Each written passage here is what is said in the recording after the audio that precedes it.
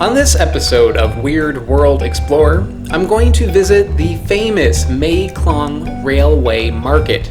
Maybe you've heard of it. It is a market located just outside of Bangkok that has gained popularity because a train rides right through it. Vendors will literally have all their wares spread out on the train tracks, and then when the train comes, people will pack up all their stuff, move it out of the way, let the train pass, and then put all their stuff back. This market is a tourist destination, something that I tend to avoid, but it being a weird market, and that's kind of my thing, I really wanted to go. However, the number one way that tourists see this market is on tours. If you talk to your hotel or a tour company, they will arrange a van to bring you there. This is not nearly as much of an adventure as I would like, so I decided to do something that oddly not too many people do, and actually ride the train itself that goes through the market. This is not an easy thing to do, and it takes a whole lot of time and a whole lot of trouble, but I did it, and this is the step-by-step guide on how you can do it too.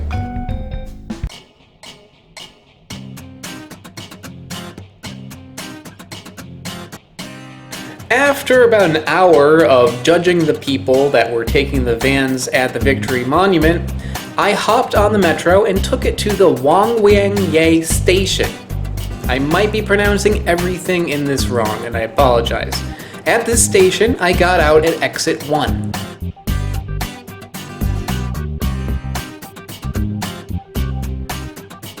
From here, I walked for about 15 minutes to the Ye Railway Station. Same name, but a different station. I took this train all the way to the last stop, the Mahachai Station.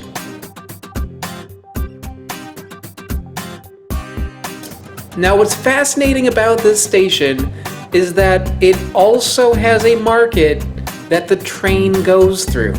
Yeah, this is not the Maeklong Market. Even though the Maeklong Market is famous for a train going through it, I discovered that there are other markets just like it.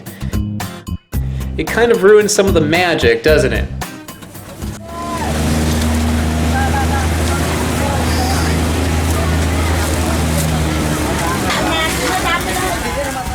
The one bright side to this, though, is that if you want to see a railway market, but you don't want to go all the way to Maeklong, this is a good way. It's much closer, it's much easier to get to, and you actually wouldn't have to be dealing with like hordes of tourists either. So the Mahachai market may just be the better option. However, I was determined to reach the real Maeklong Railway Market, so I pressed on. The next step was to take a ferry across the Ta Chin River.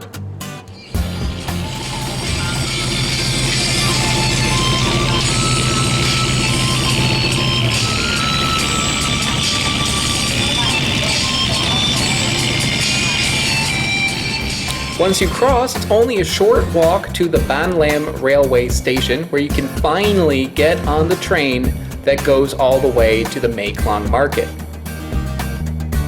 It should be noted, however, that these trains are very infrequent, so you may have to wait an hour, or 2, or 3.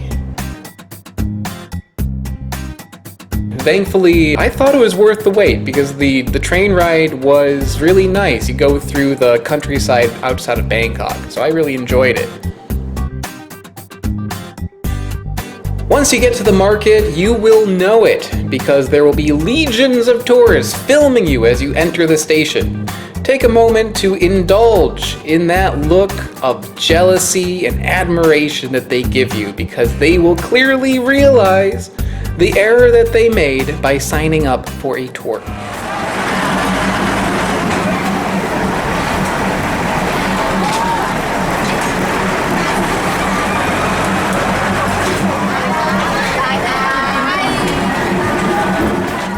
The trains here only run there and back, I think 3 times a day, so take a really good look at the schedule if you want to be riding the train back into Bangkok.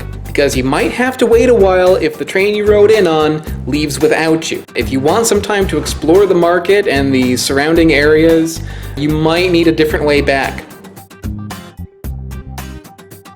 The market itself is actually really great, with a huge variety of fruits and vegetables for sale, although I hardly saw any tourists besides myself buy anything. So if you do go, try to help out the locals there and buy some like mangosteens or something. After wandering around the market for a while, I decided that I wanted to see the train go through the market from the outside as well.